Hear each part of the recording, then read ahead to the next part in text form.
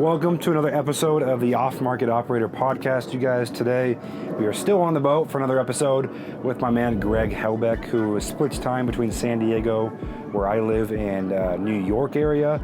And he's an incredible entrepreneur and real estate business owner. He's got a good portfolio himself and flips and wholesales and does all kinds of stuff as well. Puts out a lot of really good educational free content on Instagram. He's not a grifter. He does the business.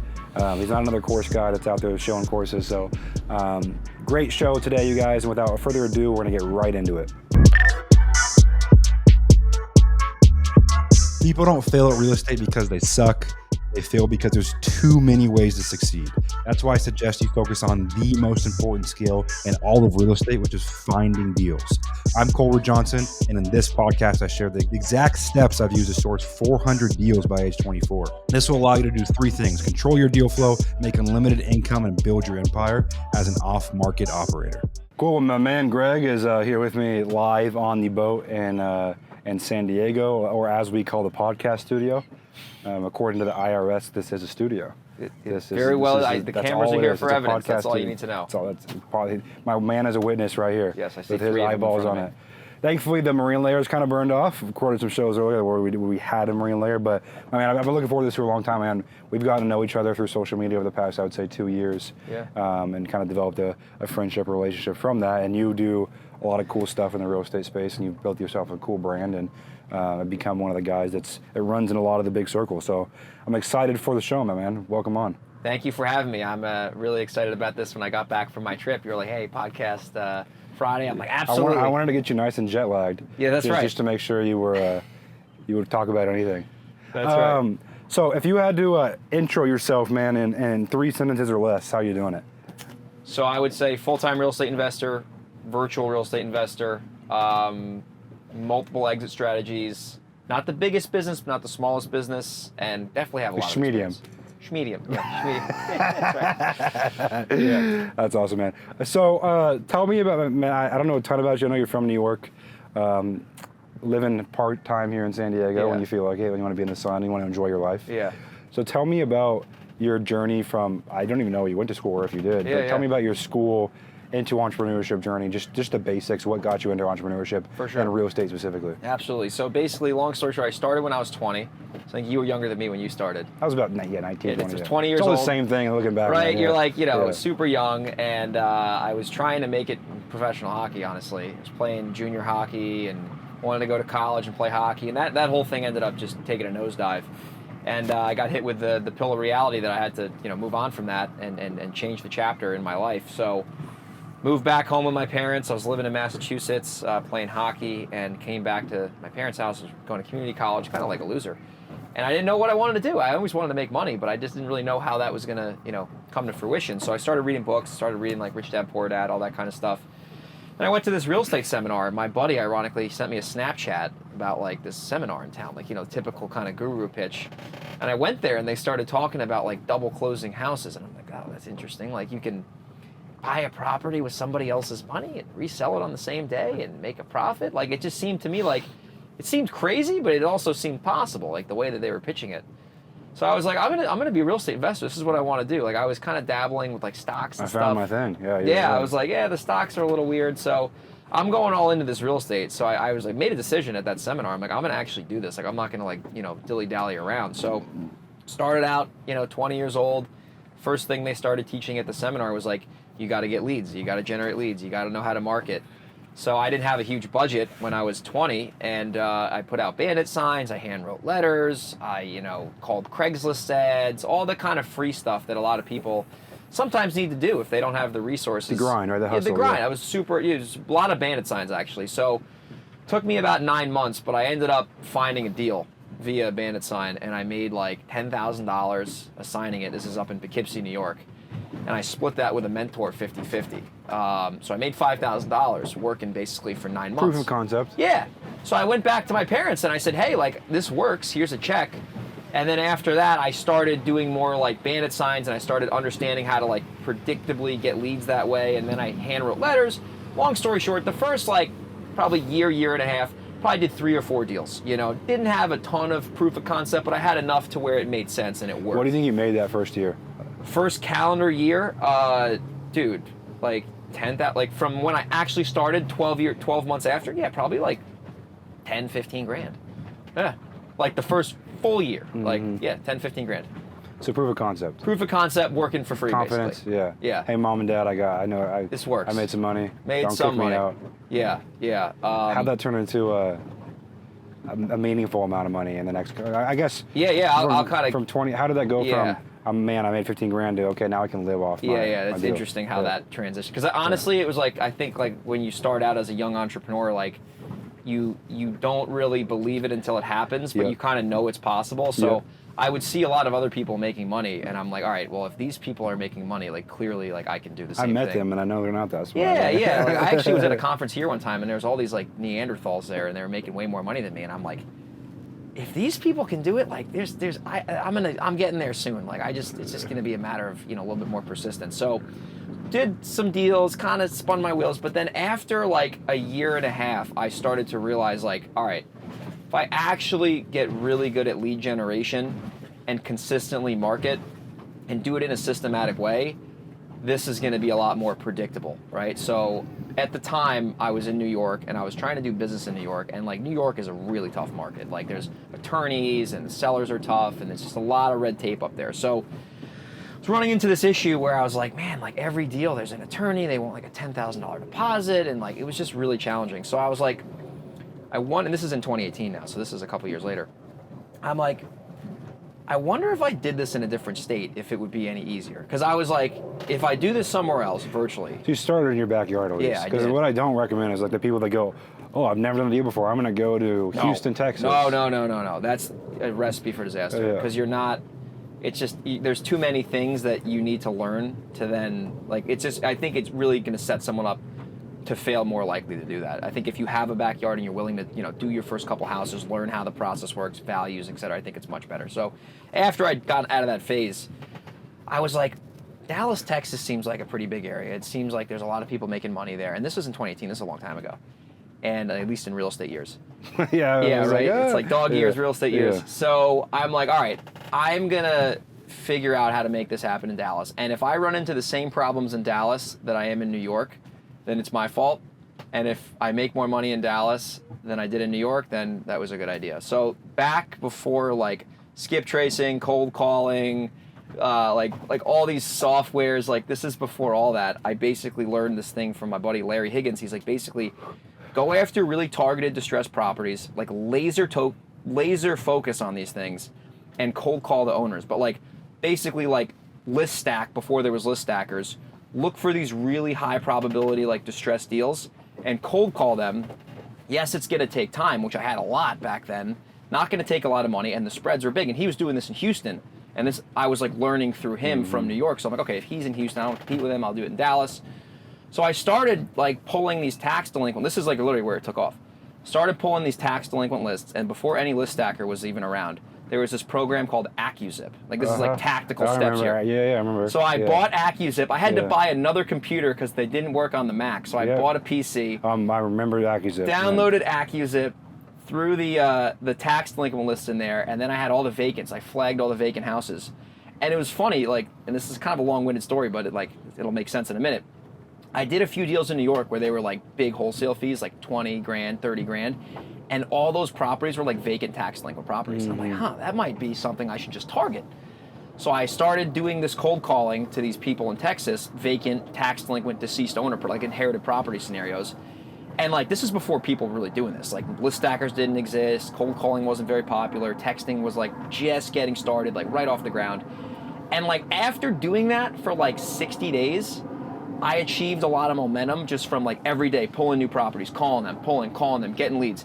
I got to a point where like 1 out of every 6 actual leads was a deal. Wow. And I was JVing these deals with someone else because he was in the market, but we're making $20,000, $30,000 a deal doing like 4 to 5 deals a month. Wow. Like back in 2018. So my income went from like not that great to a lot, like for the time, it was a lot, jumped up a lot. And I was doing this all remotely. So I didn't have to ever go to the house, never saw the seller. I was just this is the first time where you could say, hey, I can make a full-time living. Oh yeah, it was like in 2018 I was probably like 250.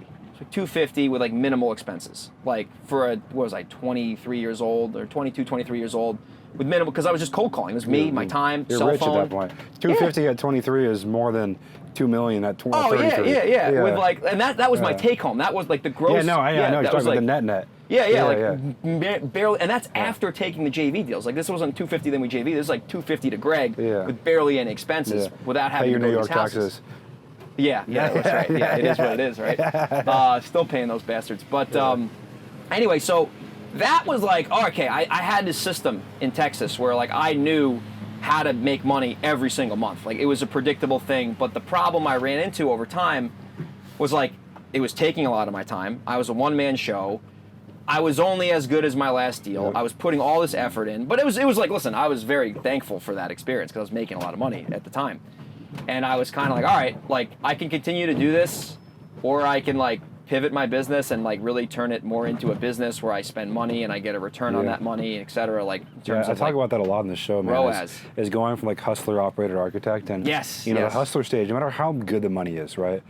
For me, I was 21, 22. We were hustling. I was on the phone sometimes. I was selling the deals, and I was making. I mean, I had no bills and 20 plus grand a month coming in at 21, 22. It's like more money than God, dude. Yeah, it's more money than that's God. what it feels like, right? Yeah. But then you go, man, I would rather make half of this and not have to do anything. Not do anything, but I'd be much less involved. And minimal, that's when you start going to the operator, where you start making hires and creating a business, Yes. and that's, I think, where you're headed. But what were the first few things you did when you went to that operator stage? From a hustler, you're making money, you're cold calling tax liens all day, to, I want this to be, I want to have a business that buys and sells real estate, I don't want to be the guy that buys and sells the deal real maker estate. guy, the hustler. So what happened was I started to realize over time that truthfully, even as big as Dallas is, there's only so many of these leads at any given time. Like I pretty much had everything in my database after doing this like a maniac for a couple of years. So I knew eventually that opportunity was going to dry up and I was going to have to wait for more properties to come out or go to another city and do it. And it just didn't really seem like a viable option because I'm like, I'm only as good as, the hours I want to put in, right? And it's a high dollar per hour, but despite that, it's still a job, basically. Yeah, it's a high-paying job. Yeah, so at this point, like, I had some money saved. Like, I had some money saved, and, I was moved out here, but really didn't have that many bills.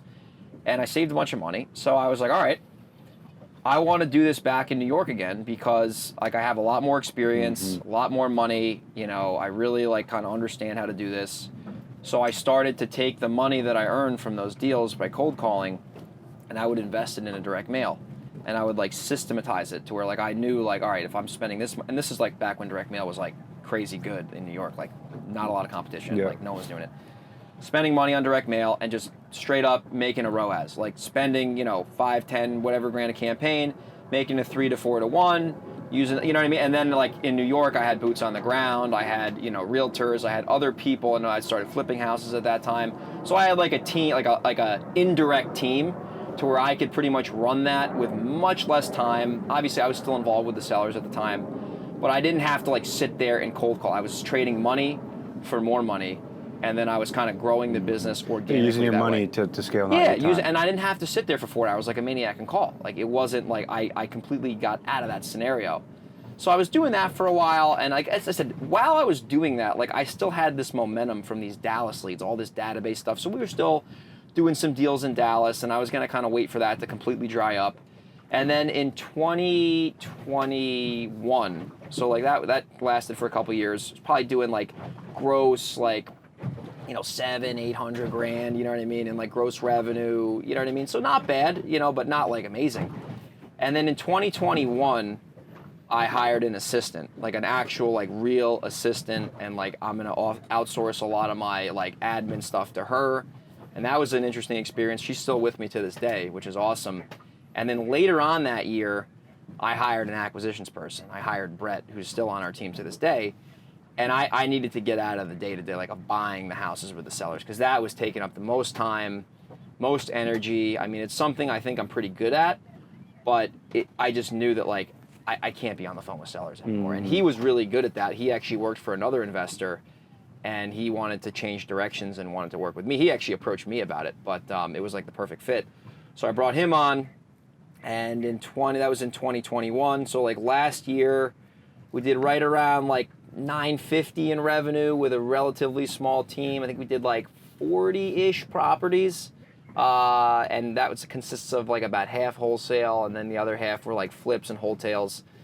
And now this year we've doubled the business so far, and I only have one additional person. I brought in a lead manager. 2 salespeople, or lead manager and salesperson? One lead manager, one salesperson, one assistant, and this year... And are you guys targeting what areas still? So New York still? New York and Delaware. So what ended up happening was Brett moved to Delaware. He was buying virtually anyway, but he ended up moving to Delaware. Your acquisitions guy? Yeah. Okay. He moved there physically, and I was like, all right, like I didn't care. Like, it didn't matter to me. Like, he wasn't going on appointments to begin with, and he moved to Delaware, and I was like, dude, like, we should maybe consider buying houses down here. Like, I don't know, maybe it's a good market, maybe it's not. Like, we didn't really know. So last year, this was in 2022, because really I was just working in New York, and did a handful of flips out here, but nothing like really to, nothing crazy, just wholesaler just or whatever. Here and there, Yeah, here and there, do a little marketing, whatever. But he moves to Delaware, and we started marketing there, and like we really weren't getting shit. And then I did a flip, and I broke even on it, and I was kind of tainted with it. I was like, I don't know, like this market, maybe this is a distraction. And now our business is like 50-50, Delaware and New York. And I think Delaware is actually going to surpass New York eventually. And why? Why? Cash conversion cycle. Quicker, lower price points? Lower price points, cash conversion cycle is way faster. There's attorneys there, but they're not easier to close deals. Yeah, easy to close deals, no deposits. Buyers are easier to deal with there. Just a way faster transaction cycle down there. Like I sell wholesale deals in Delaware, sight unseen. And deal, in 10 minutes. Deal sizes are... Deal sizes, I would say they're a little smaller in Delaware, but if you factor in the cash conversion cycle and the ROAS we can get because of the speed, it's better right now. So 10, 15, what are you in Delaware? Deal no, size? it's more than that. It's like 20? It's like 18 to 22, okay. Like average spread. New York, it's higher, but the deals take longer, and like there's a lot more like red tape up there. So let's go back to your move across the country. Yeah. So you're in the middle of starting a business. You're a young guy. Yeah. You're 24, 25. You decide you're going to move across the country to San Diego. I did the same thing. I was 22, and I was like, man, I can work remote. I want to go, and it's been one of the things I would say has been one of the most important parts of my journey of growing up, becoming a man, and learning and being out in the world. And so, what prompted that move? How has that affected your business yourself? Yeah, that's a good question. And break that down. I don't think anyone's ever asked me that, honestly. That's a good question. And like thinking about it now, I always wanted to live in San Diego because I think it's like if I'm from the Northeast. Why? I don't know. I don't know. Terrible. I think the weather is just mediocre at best. It's very humid here. Average-looking girls. Yeah, it's very average. Yeah, a bunch of sloths walking around, bunch of teethless hillbillies. No, but I think being from the Northeast, always like thinking of Southern California, it's like the destination for like Northeast people, and there's Florida over there, but like San Diego is such a foreign place to a Northeast person. And I actually visited here once, and I was like at a sales conference actually, and I was actually staying at that hotel. At a sales conference? Yeah, John Martinez. It was the Hyatt. Yeah. I stayed literally like I'm looking at the hotel I stayed at, and like I'm literally. As I ask you the question. That's super weird, man. Universe works. I set it all up, dude. This is a whole setup. Gotcha. Yeah. Gotcha. Anyway, John. Yeah. I'm arrested. Anyway, so I was actually staying there, and I was right, like, literally by that bridge, and I'm like, it was October, and it was just like this, and I said, man, if I can live here, this would be just an absolute dream, the California dream. So I got back, and I, like, got the whole Dallas thing figured out, and then once I had some momentum there, I was like, screw it, because my income was not dependent upon my location. Like, it didn't matter where it was. I could have been in Alaska. So I moved out here by myself on a whim. Parents didn't really believe me, but then once they saw like the momentum in that Dallas business take off, they were like, all right, because I kept coming back here and like testing it out, trying areas out, So you're coming over here for spurts of time? Spurts, yeah. OC, LA, San Diego, just kind of dabbling. And then I was like sizing up apartments, and then I was like, all right, I'm striking in July. I'm coming in July. I think, what is it? Is it today the 23rd? 21st. Okay, so 2 days from now it'll be my 5-year anniversary, which is crazy how time flies. You've been here longer than me. Yeah, so I made the decision. I wanted to have a certain amount of money in the bank to like prepay for rent, in theory, like doomsday scenario. Yeah. Hit that really quickly, and then I just moved out here, shipped my car, took a one-way Southwest flight out here, and the rest is history, dude. It was crazy. You knew no one? I knew a few people, but not a lot. Not like close friends? No, or family? Not even close, dude. Like there was like maybe 4 or 5 people I knew. And I moved in by myself in an apartment. The first night, this sounds like a, like rags to riches story, but like I wasn't in rags back then. Like slept on the floor because the mattress was still, in the mail coming. So first night I slept on the floor. Yeah, we did the same thing. Yeah, and then like the next day I had a nice bed, but it was not as dramatic as it sounds. But yeah, I had to just figure it out on my own, man. Like I had to build a network up, had to get used to living on my own, get used to working. Like here's something that people don't talk about that they a lot. I think, and I was talking about this with my friend earlier today. Like a lot of people, they have a job they don't want to be at usually. That's usually the typical thing. I have this job, I don't want to work for someone, yada, yada, yada, and they want all this freedom and like all this free time and they want to work from home and whatever, set their own schedule, which is, in my opinion, better. But like I had to get used to literally sitting in my apartment every day by myself with nobody around me and being disciplined to do the work in order to have the success be consistent. And I think that's a lot. It sounds great on paper, but it takes a long-ass time to get used to that because you have to be super consistent and self-motivated and like there's nobody watching you and like it's a little weird, man. The hardest part of being self-employed is you're self-employed. Dude, right? you're self-employed. No The one's buck telling stops you with to you, do bro. anything. And the guys that succeed in it, they tend to have, most of them that I meet, they're very successful. When they end their day, their thought is, did I do enough that day? Right? The people that become self-employed and don't end up making are the guys that at 2 p.m., no matter how big you get in your business, how many people you hire, if you're a true entrepreneur, you're going to find something to fill your time with work-wise, right? That moves some needle forward. So I mean, 100%. I think that's a big thing, dude. And I mean, I'm guessing from what you sounds, that obviously it was a huge net positive moving out here, moving away. And I tell people that all the time that I coach. I'm like, well, it's never bad. You can always go back, but I think getting out of your normal routine, like how much your environment impacts how you think, how you act, how you feel, and how you navigate the world. I didn't realize that until I was down here. It's sunny every day. I'm outside every day.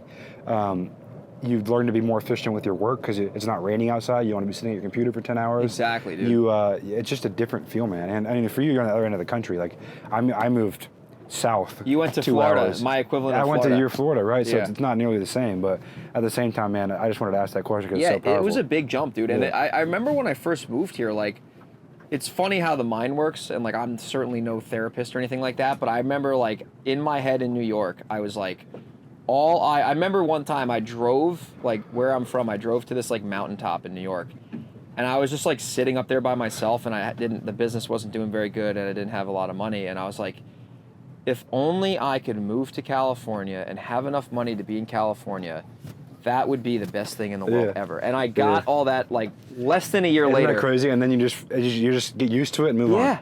I come to California and I'm like, oh my God, I'm by myself right now. Like I got everything I wanted at the time.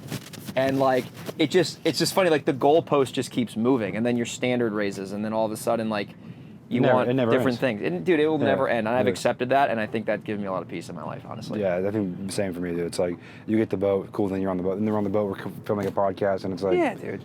It's like, well, it's a boat. You get then you get the car, you're like, it's a car. You get the house, you get the watch, you get the vacation. You just get used to everything. Yeah, dude, it's crazy. You get these sense. Dude, I went to Japan for 4 days last week. Flew there business class, flew back business class, like stayed in like one of the nicest hotels there. And it was awesome. And I'm not going to like lie. It was a great experience. But like, it's just, you just get used to it, man. Mm-hmm. But I'm grateful for it at the same time. But it's not like, I think in the beginning when you go from like absolutely nothing. That's the best feeling, dude. The best feeling best feeling on earth is the first couple wires that hit, or when you're doing the sales and you're doing the dispo, and every single wire that hits is every 30 grand you see, every 40 grand you see, you're like, your bank goes. And it's not that that's still not meaningful money. It's just when that's so new to you. Oh my God, it's like, and now money goes in and out so rapidly. You're like, you're so desensitized. Oh my God, dude. I wanted like the last show, the guy he was talking about, he was like, Logan, he was sitting here, like, my first deal was $2,500, and I called my dad. I'm like, that wasn't that good a deal. My dad was like, do you realize most 60% of Americans don't have $1,000 for an emergency? Yeah. And you just get so desensitized. Dude, where, I mean, I'm glad. It's so funny you say that because I was thinking like, with like a lot of people say they want to be an entrepreneur, but then when you got to write a $25,000 check in the matter of 2 hours, they're like out of nowhere. Yeah. Yeah. Like, I looked at like where I started and like, oh my God, I got to spend $2,000 on direct mail. I mean, now it's like pay the contractor like 80 G's in the last 3 weeks or whatever. Yeah. It's like you just get used to like the velocity of that money. Yeah, in and out. Like your emotional attachment to money goes away. It's just it's just the straight numbers, man. Like, and you know, like you're gonna get an ROI on that. Like you're spending this money for a reason. Like, but I feel like as you grow, like you just get used to the new problems. But like if someone who's brand new is like, I couldn't imagine spending $50,000 a month in overhead. But like once you grow enough to get to that point, it's like it's almost like it doesn't even bother you because you're just so normal. What do you feel like the biggest mental roadblock or limiting belief that you've had to overcome in the past, say, 3 to 4 years that's helped you scale income, business, all that kind of stuff? Like something that now you can look back and go, man, I struggled with that, and it was so obvious and so right in front of me. Like for me, it's a very easy thing of just understanding how to buy back time. And once I made that shift of how can I do something, that who can I get to do this for me? Yeah, that's a good one. That changed my life forever. But do you have one of those things? I think it was spending money on marketing, like really like going hard and from not, like what, seeing it as an expense you didn't want to spend to now seeing it as like an investment. Yeah, dude, because like if you think about, I think that was it, man. Because I was so scared, even like when I was making some money in Texas, I was like everything was net, everything was free. It was all just like, you know, I had no real expenses and it was like making good money. So when I started like spending 5, 10, 15 G's a month, like I was like, oh crap, like this is like scary as hell. But I knew like with that money was going to produce an ROI. And then like it forced me and then eventually my team to take it seriously. Like, oh, we're going to get these leads coming in. We got to work these leads hard. And then obviously we got better at sales because of that, because we took that seriously, because we spend that money. I think that was probably the biggest one to really like kind of get to the growth mode where like we can actually, you know, do a respectable amount of deals now and be in the 7 figures and all that kind of stuff. It really came down to like spending that money consistently and persistently on marketing and, you know, really understanding how that works. And like, it's just all about ROI, and you cut the stuff that's not working, you increase the stuff that is working. And like, also like looking at another thing too, another belief, this is like a little more of a strategy, is like I used to just wholesale everything, and that certainly is a great strategy. But some of the biggest deals I've ever done were never wholesales. They were flips, dude. Mm-hmm. Like, could have made 30, 40 on a wholesale, made 90, 100 on a flip. So I think it goes both ways, though. Yeah, it definitely does. But I was just telling you off camera, there is some flips. I think learning how to do flips and like learning how to raise private money and learning how to work with contractors has been a very valuable, especially now because I buy rentals and stuff. So like that has helped a lot.